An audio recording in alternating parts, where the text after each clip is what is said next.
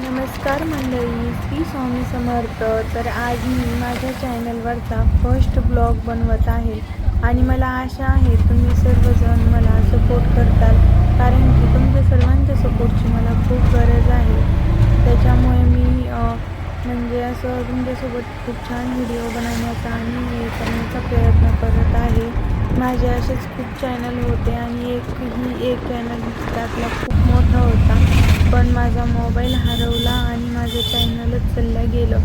त्याच्यामुळे मला जवळपास खूप सारे सबस्क्रायबर गमवावे लागले. मी जे टार्गेट पूर्ण असतं यूट्यूबचं ते सर्व पूर्ण केलं आणि माझा मोबाईल हरवला. माणसाच्या लक्षामध्ये आपली ईमेल आय डी नसली ना, माणूस काहीच करू शकत नाही.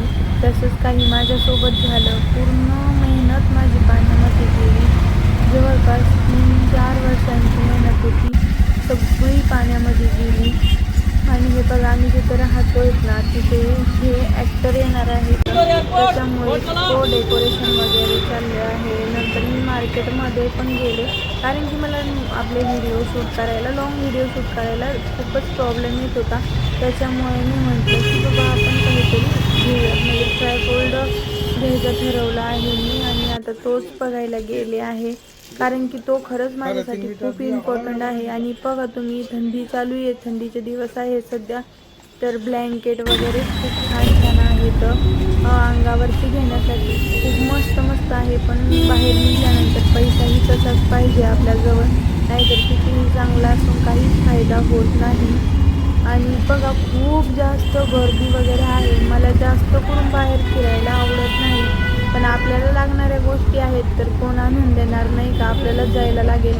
आणि ज्या मेन गोष्टी त्या आपण आपल्या बघून आणल्या ना तेच चांगलं असतं, कारण की दुसऱ्याचं बघून दुसऱ्यांनी केलं म्हणून ते आपण करायचं असं नसतं. आपण स्वतःचं काम स्वतः केलं ना ते कधीही आपल्यासाठी फायदेमंदच असतं. आणि मी ही सुरुवात केलेली आहे ना ती खास मी माझ्या स्वतःसाठी आणि बस स्वतःचं मन होतं म्हणून केली. आणि तुम्ही बघा, हे किती छान निसर्गरम्य वातावरण आहे, पण आपण मनुष्य लोक जसं म्हणजे आपल्याला काही हेच नाही असलं, किती घाण केलं आहे. समोरून किती मस्त अशी एकदम स्लोली स्लोली अशी नदी जसं वाहल्यासारखं दिसत आहे. किती छान वाटतं ना, पण नाही, लोक चांगलं काहीच ठेवत नाही. लोकांना चांगलं काही आवडतच नाही. मी विचार करत बसले होते, किती छान समोर दृश्य दिसतं आणि लोक बघायला येतात आणि बघा असं घाण करून ठेवतात. त्याच्यानंतर मी घरी आले. घरी आल्याच्या नंतर खूप जास्त थकल्यासारखं झालं. शिवांशही आला. शिवांशला मग नंतर मी काहीतरी म्हणजे जेवायला दिलं, कारण की त्याला भूक लागते. तो शाळेत एवढं व्यवस्थित जेवण करत नाही, त्याच्यामुळे त्याला घरी आल्यानंतर काहीतरी खायला द्यायला लागतं. आणि इतके जास्त भांडे पडले होते माझे, मी सकाळपासून भांडेच घासले नव्हते. मग सगळे भांडे रिकामे करून घेतले, भांडे घासून घेतले. परत तो गॅस नीट करून आणला, त्यालाही पुन्हा मी सेट केलं, लावून घेतलं.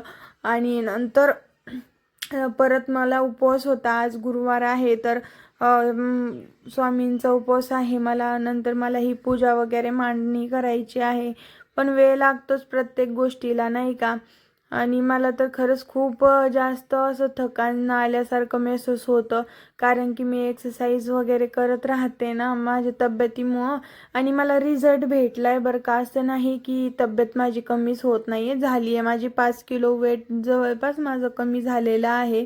खूप वेट होतं माझं, 5 किलो कमी झाले. आणि मला जसं जसं रिझल्ट येत चलतील ते मी नक्की तुमच्यासोबत शेअर करत चलत. आणि हे बघा, प्रत्येक गोष्ट आपल्यानुसार नसती, प्रत्येक गोष्ट वेळेनुसारही बदलती. आता मला जर लवकर कळलं असतं, शरीरामध्ये हार्मोन इनबॅलन्स झाल्यामुळे वजन वाढतं, तर मी लवकरच काहीतरी इलाज केला असता, पण मला माहिती नव्हतं. ज्यावेळेस माहिती झालं त्यावेळेस खूप उशीर झालता. ऑलरेडी माझं वजन खूप वाढलेलं होतं. पण डॉक्टरांनी सांगितले, तुमच्या याच्यानुसार तुम्ही जसं ॲक्टिव्हिटी ठेवताय दिवसभरात त्याच्यानुसार तुमचं वजन तितकंच तेजीने कमी होईल. म्हणून मी करण्याचा प्रयत्न करते, माझ्याच्याने जेवढं होईल तेवढं.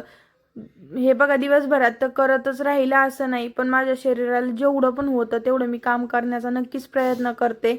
आणि मला वजन खरंच कमी करायचं आहे. खूप विचित्र वाटतं, एवढं वजन चांगलं वाटत नाही आहे, पण आता बघू तर कसं काय होतं. त्या गोळ्या वगैरे चालू आहेत खूप जास्त प्रमाणामध्ये. त्याचं म्हणजे पॉवर खूप आहे त्या गोळ्यांची. तर खाली पेट म्हणजे पोटात काही नसलं खाली तशा गोळ्या खाल्ल्या तर खूप जास्त त्रास होतो. त्याच्यामुळे काहीतरी सकाळी जेवण वगैरे करूनच गोळ्या घ्यायला लागतात. आणि त्या गोळ्यांनी भूक वगैरे तर बिलकुल बी लागत नाही, नॉर्मलच असतं सगळं. आणि हे बघा, तुम्ही बघू शकता किती जास्त भांडे होते माझे. सगळे मी धुवून ठेवून दिले आणि मग त्याच्यानंतर मी जेवण वगैरे बनवलं.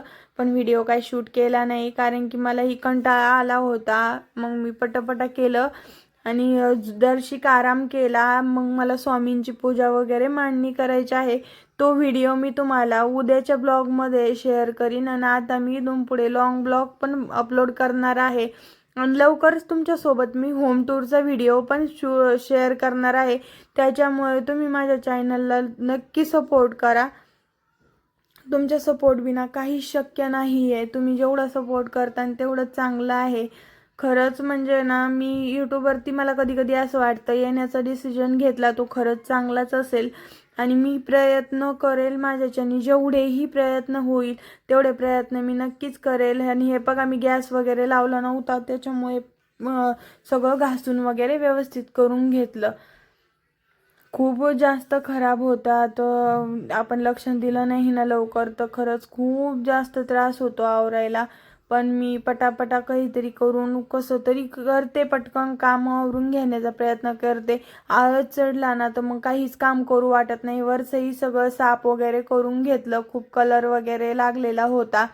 मला ना असं कसतरी आणि खराब घर आवडत नाही. थोडा वेळ गेला तरी चालेल पण साफसुथरा आणि व्यवस्थित घरात पाहिजे. तसं त्याच्याशिवाय लक्ष्मी आपल्या घरामध्ये येत नाही. थोडासा टाईम द्या घरासाठी, पण व्यवस्थित करा. तर आजसाठी बस इतकंच. भेटूयात आपण पुढच्या व्हिडिओमध्ये. लाईक शेअर सबस्क्राईब नक्की करा. आणि आजसाठी धन्यवाद. माझा फर्स्ट ब्लॉग तुम्हाला